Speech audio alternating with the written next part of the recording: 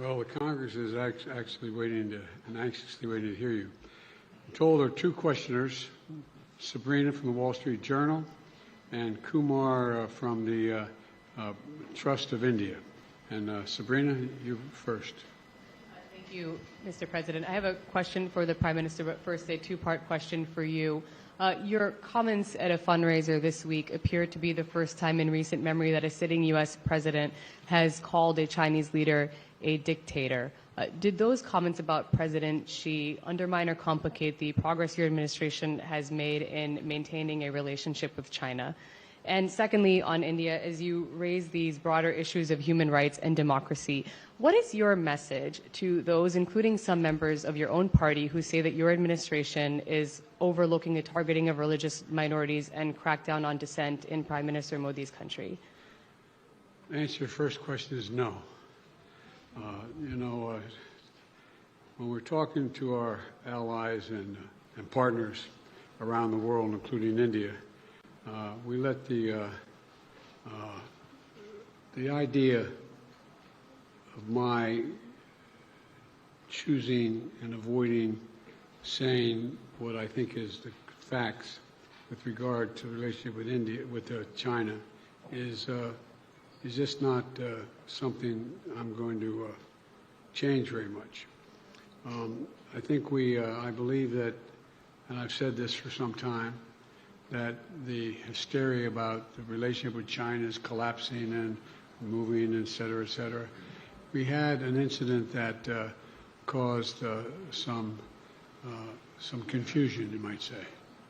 But Secretary Blinken had a great trip to China. I expect to be meeting with President Xi sometime in the future, in the near term, and I don't think it's had any real consequence. And what was your second question? So as you raise these broader issues of human rights and democracy, what is your message to those, including some members of your own party, who believe that your administration is overlooking the targeting of religious minorities and a crackdown on dissent in India? Well, look, the Prime Minister and I had a good discussion about democratic values, and that's the nature of our relationship. We're straightforward with each other, and we respect each other. One of the fundamental reasons that I believe the U.S.-China relationship is not in the space it is in the U.S.-Indian relationship is that there's an overwhelming respect for each other because we're both democracies. And it's a common democratic character of both our countries and our people, our diversity, our culture, our open, tolerant, robust debate. And I believe that we believe in the dignity of every citizen. And it is in America's DNA, and I believe in India's DNA, that the whole world has a stake in our success, both of us, in maintaining our democracies, makes us appealing partners, and enables us to expand democratic institutions around the world. And I believe this, and I still believe this. Mr. Prime Minister, India has long prided itself as the world's largest democracy, but there are many human rights groups who say that your government has discriminated against religious minorities and sought to silence its critics.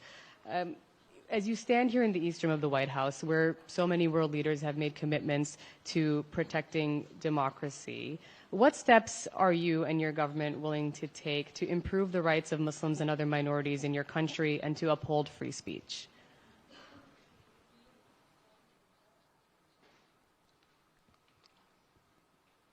मुझे आश्चर्य हो रहा है कि आप कह रहे हैं कि लोग कहते हैं नहीं, भारत डेमोक्रेसी है।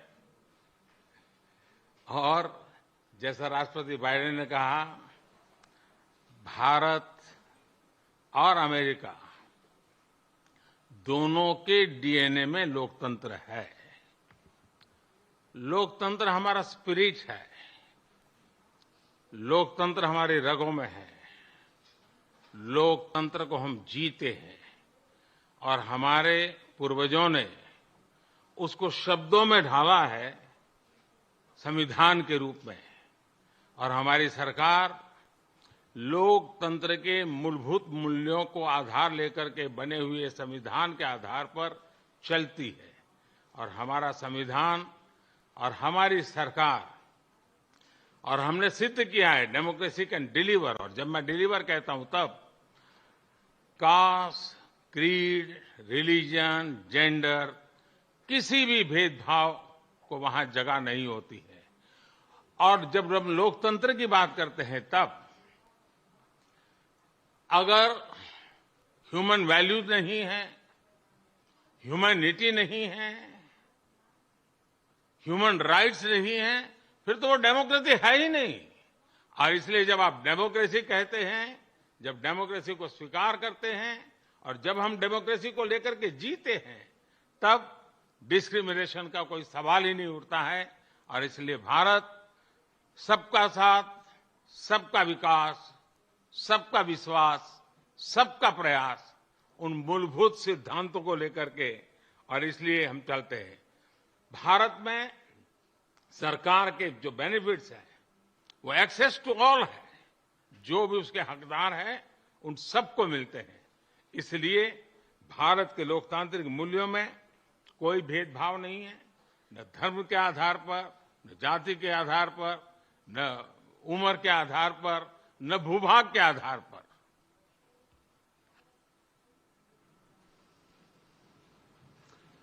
Kumar. Yeah, thanks a lot, sir. Sir, my question is on the issue of climate change. Both countries have spoken strongly about the need to tackle the climate change, but there is a view.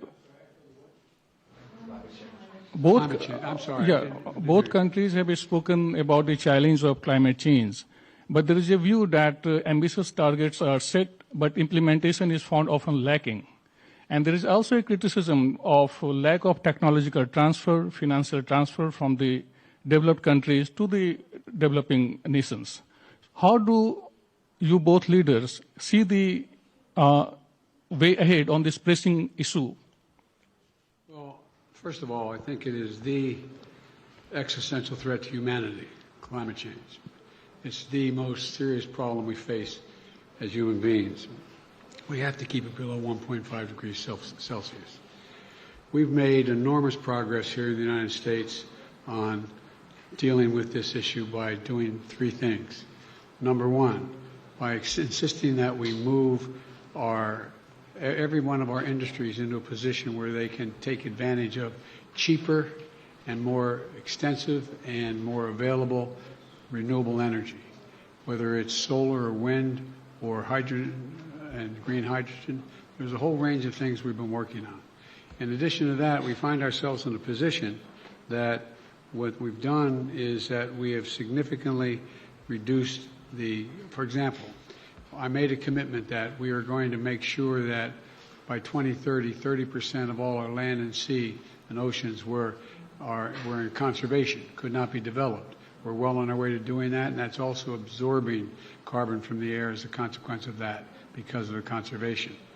We are in a position as well, but we have provided for significant increase in funding for a whole range of issues, but not just for the United States, but for the rest of the world. For example, we're working with the G7 to provide for infrastructure work for dealing with global warming on the continent of Africa.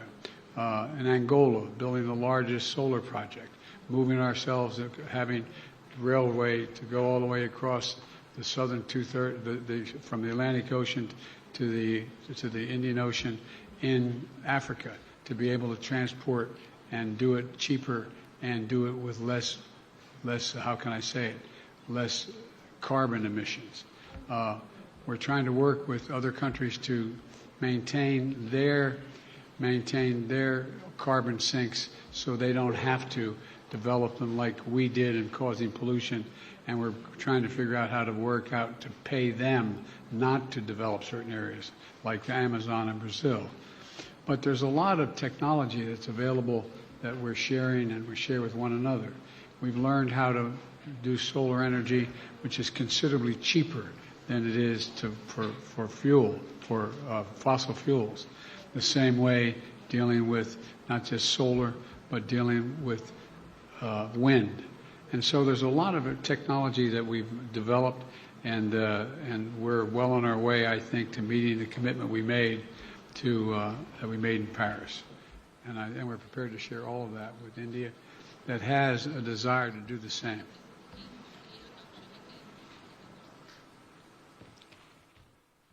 Excellency, आपने सही कहा। जहां तक भारत का सवाल है, environment, climate, ये हमारे सांस्कृतिक परंपरा में अत्यंत महत्वपूर्ण स्थान है उसका। हमारे लिए एनवायरमेंट ये आर्टिकल ऑफ फेथ है। ये कन्वीनियंस के कारण करने का हमारा काम नहीं है, हम ये मानते हैं। हम एक्सप्लॉयटेशन ऑफ नेचर में विश्वास नहीं करते हैं। पूरे सृष्टि को चलाने के लिए मिल्किंग ऑफ नेचर तक तो चल सकता है, लेकिन एक्सप्लॉयटेशन ऑफ नेचर नहीं चल सकता है।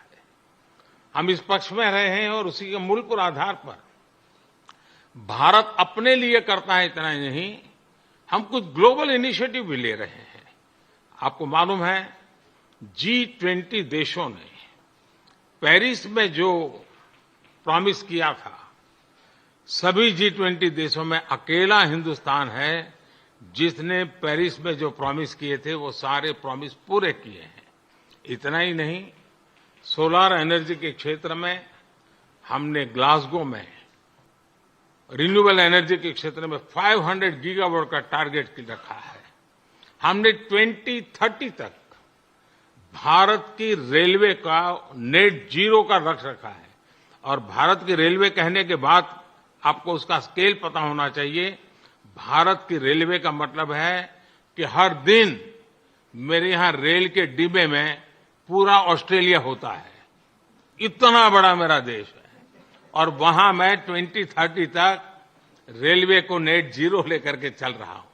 उसी प्रकार से जो हमने सोलर एनर्जी के टारगेट तय किए थे, हमने इथेनॉल के टारगेट तय किए थे 10% का, वो समय से पहले पूरा कर दिया। हम 20% इथेनॉल ब्लेंडिंग की दिशा में आगे बढ़ रहे हैं। हम ग्रीन हाइड्रोजन को इनिशिएट कर रहे हैं और भारत ग्रीन हाइड्रोजन हब बने, उस दिशा में हम काम कर रहे हैं। हमने दुनिया के लिए इंटरनेशनल सोलर अलायंस उसका हमने लॉन्च किया और आज दुनिया के कई देश उसमें भारत के साथ मिलकर के आगे बढ़ रहे हैं। हमने जो आइलैंड कंट्रीज है उनको स्पेशली सोलार के क्षेत्र में मदद करके उनको एक नया विश्वास दिया है कि हम आपकी कठिनाइयों में आपके साथ हैं। भावी किसी भी संकट के लिए हम आपकी चुनौती को पार करने के लिए हमारी जिम्मेवारियां निभाएंगे, आपको भी मदद करेंगे।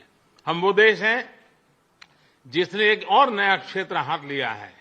हम देख रहे हैं कि नेचुरल कैलेमिटी के कारण आज मनुष्य मृत्यु की चर्चा तो होती है, लेकिन इंफ्रास्ट्रक्चर का इतना नुकसान होता है जो 50-50 साल तक भरपाई नहीं हो सकता। और इसलिए ये जो क्लाइमेट चेंज के कारण जिस प्रकार का संकट आ रहा है, तो ऐसा इंफ्रास्ट्रक्चर बनना चाहिए जिसमें रेजिलियंस हो। और इसके लिए CDRI हमने एक ग्लोबल ऑर्गेनाइजेशन को जन्म दिया है। और आपको पता होगा, मैंने ग्लासगो के अंदर एक विषय रखा है दुनिया के सामने, और जिसको पिछले दिनों UN सेक्रेटरी जनरल और मैंने उसको लॉन्च किया है, वो है मिशन लाइफ। और जब मैं लाइफ कहता हूं तब life style for environment. Her individual को प्रो क्लाइमेट, प्रो एनवायरमेंट अपना जीवन जीने का तरीका डेवलप करना होगा। इतने बड़े संकट के लिए उस दिशा में भी हम काम कर रहे हैं।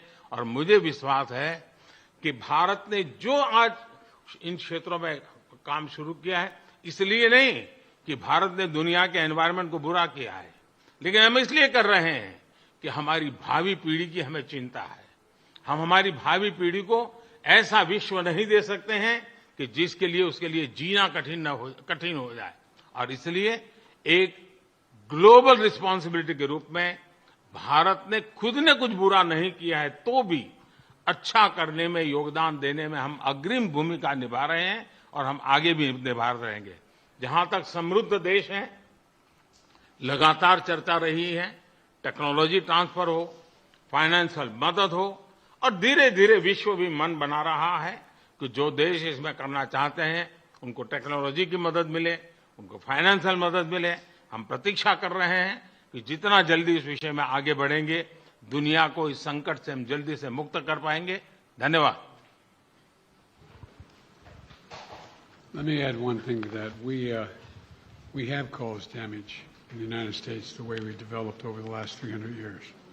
And that's why I was able to convince my colleagues in the Congress to pass legislation, the largest climate fund ever in American and the world history, $369 billion. $369 billion to deal with the climate crisis.